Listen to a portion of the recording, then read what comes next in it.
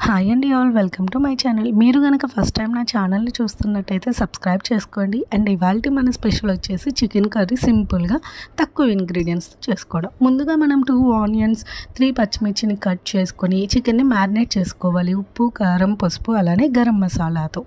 So marinate చేసుకొని ఇట్లా ముందుగా పొయ్యి మీద బాండీ పెట్టి ఆయిల్ యాడ్ చేసుకొని, ఆయిల్ ఒక 3 to 4 table spoons oil add చేసుకొని అందులో ఆనియన్స్ మనం ఏమైతే కట్ చేసి పెట్టుకున్నామో, ఆనియన్స్ చిన్నవి అయితే కనుక ఒక 3-4 తీసుకొని, మీడియం సైజ్ అయితే ఒక 2 to 3 సరిపోతాయి. అండ్ పచ్చిమిర్చి 3 మీరు తీసుకునే స్పైస్ లెవెల్ని బట్టి. సో అలా ఆనియన్స్ని యాడ్ చేసుకొని మంచిగా కుక్ చేసేయాలన్నమాట.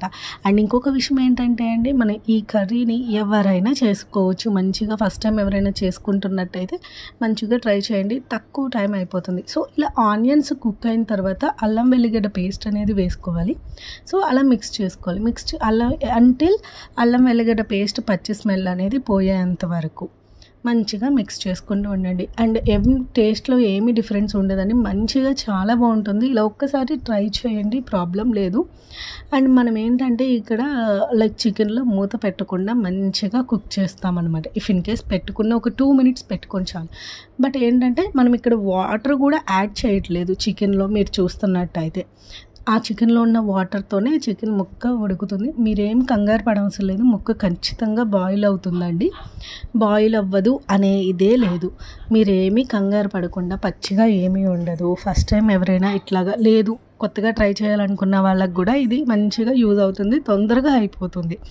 సో ఇట్లా అల్లం వెల్లిగడ్డని మంచిగా పచ్చి స్మెల్ పోయేంత వరకు కూడా మంచిగా మిక్స్ చేసుకుంటూ ఉండాలి ఆనియన్స్తో.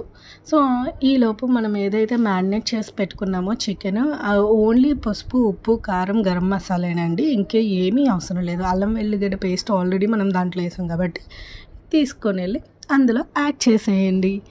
సో యాడ్ చేసేసి మంచిగా మిక్స్ చేసుకోండి. ఇట్లా మిక్స్ చేసుకొని ఒక్కసారి మిక్స్ చేసుకున్న తర్వాత ఒక 5 minutes మూత పెట్టుకోండి. 2 to 5 minutes. ఎందుకంటే ముక్కలో ఉన్న వాటర్ దిగుతూ మంచిగా మగ్గుతాయి అన్నమాట. ఇక్కడ ఆ క్లిప్ మిస్ అయింది, మూత పెట్టింది.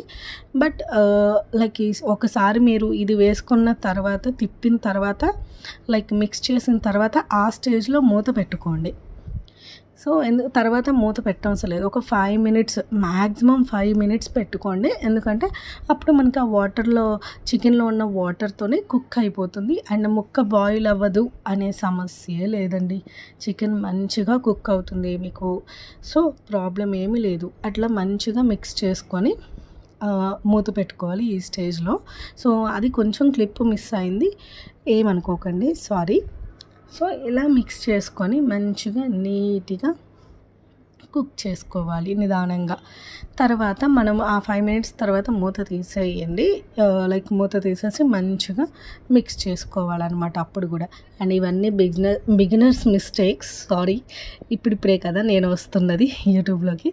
సో కొంచెం క్షమించండి, అర్థం చేసుకోండి. సో చూడండి, మనం ఇలా మిక్స్ చేసుకుని ఇప్పుడు ఇది మూత తీసిన తర్వాత అనమాట. మనకి మూత తీసిన తర్వాత మంచిగా మిక్స్ చేసుకున్నాక చూపిస్తున్నాము. ఇలాగా ఆటోమేటిక్గా కుక్ అయిపోతుంది. అలా వదిలేస్తే చూడండి, మనకి చికెన్ కర్రీ రెడీ అయిపోయింది. మంచిగా దీన్ని సర్వింగ్ బౌల్లో తీసుకొని, ఇట్లా ఆయిల్ వదిలేసేటప్పుడు మనం ఆఫ్ చేసేయాలి. మంచిగా సర్వింగ్ బౌల్లో తీసుకొని. వన్ మోర్ థింగ్ అండి, ఆనియన్స్ ఉడికించేటప్పుడు మీడియం ఫ్లేమ్లో, చికెన్ వేసిన తర్వాత సిమ్లో పెట్టుకొని కుక్ చేసుకుంటే మంచిగా వస్తుంది. Enjoy your chicken. బాయ్.